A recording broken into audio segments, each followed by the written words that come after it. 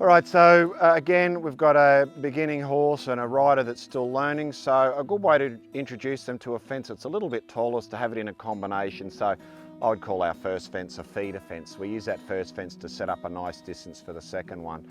So Michaela's going to go through this little line in a minute. It's just across 2 strides to a rising oxer.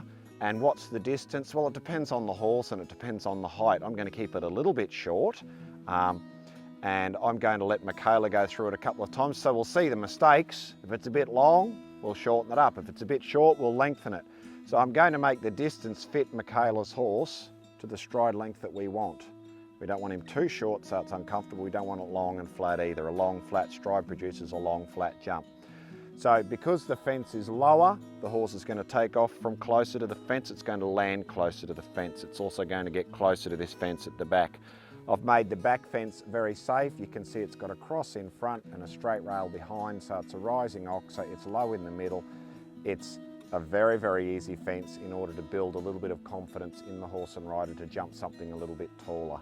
Again, Michaela has done her warm-up. She stayed straight, she stayed in rhythm. So we'll see how Michaela goes at the start and we can see how this distance is. She's going to trot in, so of course trotting in means we'll have a shorter stride after it.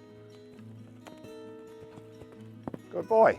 So I would think that distance might be marginally long. I'm just going to move this front fence in just a tiny little bit, but of course as the fence gets higher, she'll need a little bit more room. But at the moment, if I'm just building confidence in the horse and rider, I'm going to make that distance fit the horse that we want. So again, around the corner, we don't want too much neck bend. Feel your right rein, look to your left.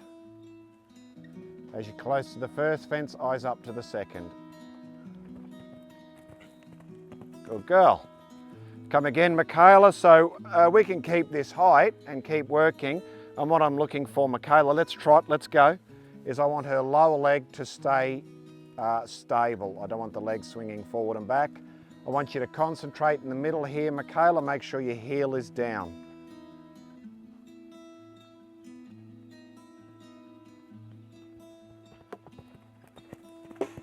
Good girl. You can see there he's getting a little bit lazy and casual with it. Have a walk for a moment, Michaela. Part of the problem for that happening is you're riding with open fingers, so the reins are getting longer and longer and he's getting a little bit sloppy. So trot on, shorten your reins, don't have open fingers. Keep your fingers closed, shorter reins. A little bit more trot. And I want you to be a little taller with your body in the middle, not as heavy in the seat. Little press, eyes up, tall. Good boy. So Michaela's gone through that combination now. Her horse has jumped a bit. It's still fairly green, but it's jumped around a few courses. So if your horse is fairly new, that height's plenty for it. And same for the rider. There's no point putting it up and losing the horse's confidence or losing the rider's confidence. But you can see it's all quite low and quite easy there for Michaela. So we're going to go up a couple of holes. It's a good way to jump a little bit of a higher fence. So the striding is right, the distance is okay. Good boy. So Michaela's gone through a 2-stride line there. You can do that with 1 stride, 2 strides. I'm going to stretch it now, make it a couple more strides, and we're going to look at a couple of common faults that we might see and what to do about it.